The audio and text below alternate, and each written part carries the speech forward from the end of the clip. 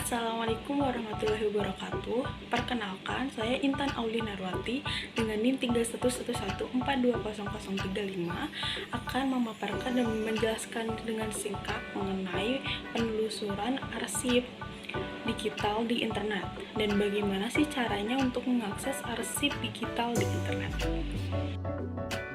Pada kesempatan kali ini, saya akan melakukan penelusuran arsip digital di internet dengan melalui dua website, yaitu yang pertama ANRI, website ANRI, Arsip Nasional Republik Indonesia, dan kedua yaitu website Delper. Untuk topik atau fokus penelitian yang saya lakukan untuk penelusuran arsip digital ini yaitu berfokus pada sejarah kesehatan masyarakat, yang mana fokus ini merupakan fokus dari topik penelitian skripsi saya. Lalu untuk temanya sendiri yaitu mengenai pengkonsumsian tempe bongkrek terhadap kesehatan masyarakat Banyumas, karena pengkonsumsian tempe bongkrek ini sangat kontroversial di Banyumas. Kenapa? Karena menyebabkan keracunan. Untuk batasan temporal atau ruang temporal pada penelitian saya ini yaitu pada tahun 1975 sampai 1988.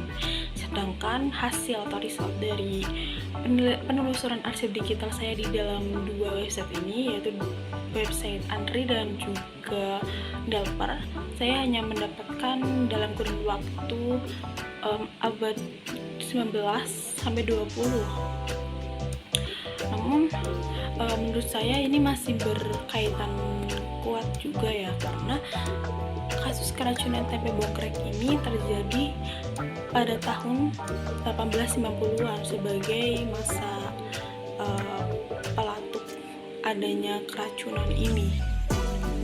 Jadi saya bisa jadikan sumber-sumber arsip yang saya dapatkan di dua website ini jadikan sebagai referensi dan juga gambaran umum bagaimana sih keadaan masyarakat Banyumas pada kala itu pada saat kasus keracunan bongkrek terjadi. Di ANRI sendiri saya mendapatkan sumber arsip mengenai laporan kesehatan masyarakat Banyumas pada saat itu pada abad 19 tepatnya. Dan untuk Delper saya cukup mendapatkan banyak sumber arsip terkait topik penelitian saya ya. Namun ada konsnya juga karena untuk teks arsipnya itu full berbahasa Belanda. Jadi untuk orang awam seperti saya, orang awam yang mengenai bahasa Belanda dan tidak terlalu memahami bahasa Belanda akan sedikit kesulitan dalam mendapatkan translate yang konkret. Di Delper saya mendapatkan sumber arsip terkait topik penelitian saya dari abad 19 sampai abad 20 juga ada. Oke, langsung saja. Jadi saya telah membuat sebuah tutorial singkat dan sederhana mengenai bagaimana sih caranya kita mendapatkan dan juga mengakses arsip digital di website ANRI dan juga Delper. Tutorial akan saya tayangkan setelah scan ini. Tanpa berlama-lama lagi, mari kita langsung ke tutorialnya. Tutorial pertama yaitu penelusuran dengan melalui website ANRI. Saya telah melakukan penelusuran dalam website ANRI ini dengan topik penelitian skripsi saya mengenai pengkonsumsian tempe bongkrek terhadap kesehatan masyarakat Banyumas. Dan hasil yang saya dapatkan yaitu mengenai kesehatan masyarakat Banyumas pada masa Hindia Belanda, yaitu pada abad ke-19. Dan menurut saya ini dapat saya jadikan sebagai referensi atau gambaran umum mengenai kesehatan masyarakat Banyumas pada saat itu pada masa keracunan bongkrek berlangsung. Pertama-tama kalian bisa pergi ke pojok kanan atas, yaitu ada option sekitar arsip, lalu kalian pilih arsip statis. Lalu mengapa sih kita menggunakan layanan arsip statis? Karena arsip statis adalah arsip yang dihasilkan oleh pencipta arsip karena memiliki nilai guna kesejarahan, telah habis retensinya, dan berketerangan dipermanenkan yang telah diverifikasi baik secara langsung maupun tidak langsung oleh ANRI atau lembaga kearsipan. Untuk penelusuran yang akan saya lakukan ini berkonteks kesejarahan. Jadi saya menggunakan layanan arsip statis. Untuk layanannya sendiri di dalam Andri terdapat 3 layanan akses sarana temu balik arsip yang dapat kita akses di dalam website Andri, yaitu ada layanan daftar arsip, lalu layanan wait arsip, dan juga layanan inventaris arsip. 3 layanan arsip tersebut menyediakan sebuah sarana bantu penemuan arsip statis pada para user berupa uraian deskripsi informasi, dan juga seperti menyediakan daftar-daftar arsip yang tersedia di dalam Andri untuk para user. Di sini saya melakukan penelusuran pada layanan daftar arsip dan saya mengetikkan keyword Banyumas untuk menghasilkan result yang general tentang terkait daftar arsip yang tersedia di Andri mengenai daerah penelitian skripsi saya, yaitu Banyumas. Dan beginilah result yang ditemukan oleh Andri, yaitu terdapat daftar arsip tekstual residensi Banyumas pada tahun 1830 sampai 1891 atau pada masa Belanda. Di dalam daftar arsip ini terdapat inventaris arsip yang terdapat di Andri dengan topik residensi Banyumas, dan saya menemukan sebuah laporan kesehatan masyarakat Banyumas pada saat itu, tepatnya pada abad 19. Mengapa saya mendapatkan dan mengkaitkan laporan kesehatan masyarakat pada masa Hindia Belanda ini dengan skripsi saya? Karena skripsi saya yaitu tinjauan fokusnya itu pada kesehatan masyarakatnya, sejarah kesehatan masyarakat. Jadi saya bisa menjadikan laporan kesehatan masyarakat tersebut menjadi gambaran umum mengenai kesehatan masyarakat pada saat itu. Lalu saya juga menemukan daftar arsip mengenai cacar yang pernah melanda Banyumas, yang menurut saya itu bisa dijadikan sebagai landasan gambaran umum mengenai kesehatan masyarakat pada saat itu yang memang kesehatannya sedang terganggu. Saya juga melakukan penelusuran pada layanan wait arsip mengenai topik penelitian saya, lalu fokus dan tinjauan penelitian saya, dan saya juga melakukan penelusuran dengan keyword Banyumas dalam layanan wait arsip, namun tidak ditemukan. Jadi saya hanya menemukan laporan kesehatan masyarakat Banyumas pada masa Hindia Belanda yang bisa saya jadikan gambaran umum mengenai kesehatan masyarakat Banyumas pada saat itu di layanan inventaris arsip atau daftar arsip. Setelah menemukan judul dari daftar arsip yang tersedia di dalam Andri terkait penelitian saya, lalu langkah selanjutnya yaitu melakukan pengajuan atau permohonan terhadap sumber arsip yang diinginkan ke Andri, ke petugas Andri. Bisa dilakukan dengan 2 cara, yaitu secara langsung maupun tidak langsung. Untuk secara langsung yaitu mendatangi langsung ke gedung Andri, lalu secara tidak langsung itu kalian bisa melakukan pengiriman email ke petugas Andri. Lalu petugas Andri akan memverifikasi dan mengkomunikasikan persyaratan yang ada kepada kita, dan setelah itu jika kedua belah pihak telah melakukan persetujuan atau dealing, petugas Andri akan melakukan penelusuran terkait arsip yang diminta kita. Dan jika ditemukan, petugas Andri pun akan menggandakan arsip tersebut dan mengirimkannya kepada kita secara digital. Kita juga bisa melakukan request untuk file arsip yang kita mintai, namun untuk file dalam bentuk kertas ada jasa dan tarifnya sendiri. Lalu yang kedua, saya akan melakukan penelusuran arsip dalam website developer, dikarenakan penelusuran saya di Andri hanya mendapatkan 1 sumber saja. Jika kalian menggunakan handphone atau laptop, kalian bisa melakukan penelusuran dalam browser Chrome, karena developer ini merupakan website yang berbahasa full Belanda, dan jika kalian menelusurinya dengan menggunakan handphone, jangan lupa untuk mengaktifkan desktop mode.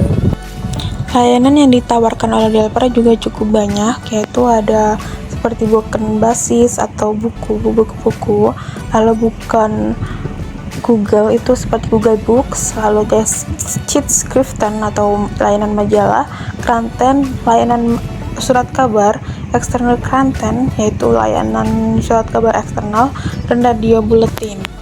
Pada kesempatan kali ini, saya akan mencoba layanan dari Kranten atau layanan surat kabar mengenai topik penelitian skripsi saya, yaitu pengkonsumsian tempe bokrek terhadap kesehatan masyarakat Banyumas.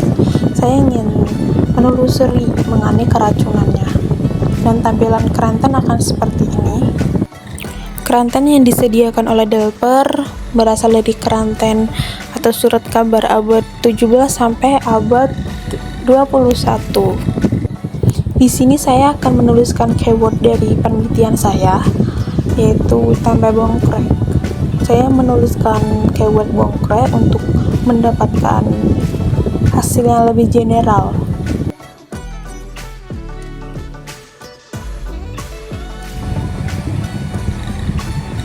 Dan tampilan akan seperti ini. Saya sarankan untuk menggunakan browser Chrome karena dapat memudahkan kita untuk mentranskripnya. Kranten dari penelitian saya, yaitu mengenai bongkrek, sebanyak 402 yang tersedia di website developer ini. Ini yang menurut saya bisa jadikan poin plus dalam website developer ini. Dalam search bar ini terdapat fitur filter keyword atau perklasifikasian. Jadi ini bisa memudahkan kita dalam mendapatkan penelusuran yang lebih spesifik, seperti filtering periode, lalu dari scope beritsnya atau jenis Krantennya, lalu ada dari domisili seperti lokal atau pada Hindia Belanda gitu, lalu ada Kranten title. Jadi jika kalian setelah mendapatkan title dari surat kabar yang ingin kalian kaji, kalian bisa langsung saja mengetikkan di search bar. Saya mencoba mengeklik salah satu arsip yang tersedia, yaitu terdapat surat kabar dari The News Gear yang dirilis pada tahun 1952 mengenai bongkrek vergifting 20 doden atau keracunan tempe bongkrek yang membunuh 20 orang.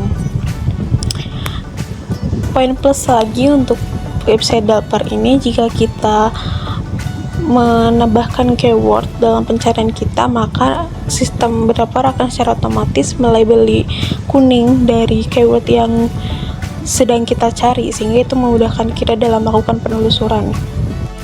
Lalu selain itu ada juga detail dari newspaper, seperti title dari newspapernya apa, lalu dipublikasi oleh company apa, lalu datumnya kapan atau masa publikasinya kapan, masa didigitalisasikannya kapan, seperti itu.